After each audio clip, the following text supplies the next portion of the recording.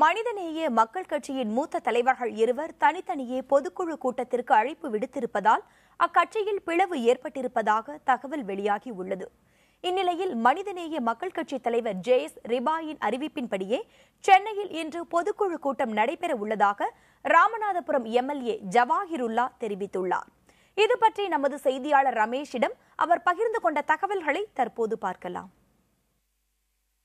மனிதநேய மக்கள் கட்சி சார்பாக ஜவஹர்லால் தலைமையில் தாம்பரத்தில் பொதுக்குழு கூட்டம் என்று அறிவிக்கப்பட்டிருக்கிறது. இது குறித்து பேசுவதற்காக மனிதநேய மக்கள் கட்சியுடைய சட்டப்பேரவை குழு தலைவர் ஜவஹர்லா நம்மிடம் இருக்க அவரிடம் பேசலாம்.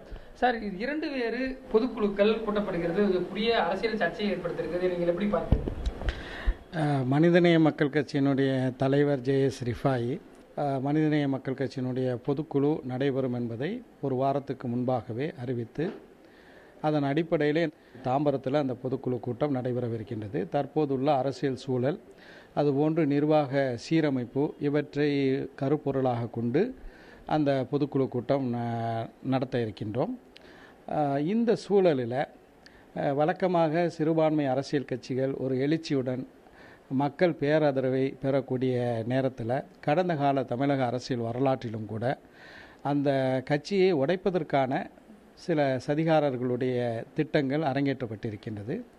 அதுபோன்றுதான் சமீபத்தில் தமிழக அரசியலில் மனிதநேய மக்கள் கட்சி தனக்கென்ன ஒரு சிறப்பான ஒரு இடத்தை பெற்றுக்கொண்டிருக்கக்கூடிய ஒரு சூழலில்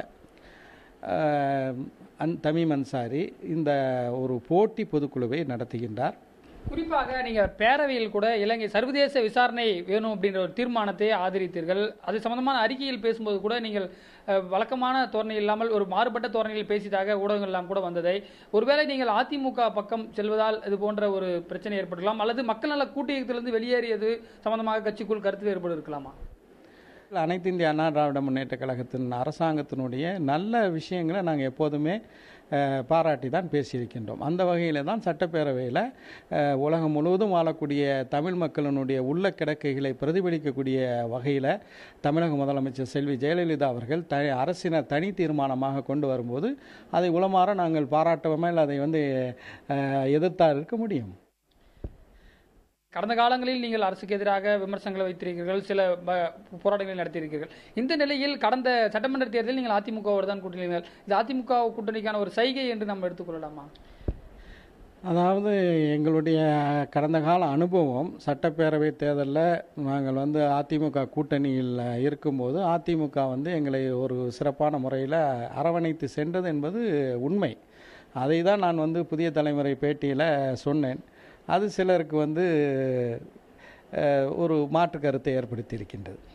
அதாவது தற்போதைய அந்த கட்சியில் ஏற்பட்டிருக்கூடிய சூழல் குறித்தும் அடுத்த கட்டமாக என்ன நடக்க இருக்கிறது, நாளை நடைபெறக்கூடிய அந்த பொதுக்குழுவில் அறிவித்திருப்பதாகவும் ஜவஹர்லால் நம்மிடம் பகிர்ந்திருக்கிறார். புதிய தலைமுறைக்காக ஒளிப்பதிவாளர் பிரேமுடன் ரமேஷ்.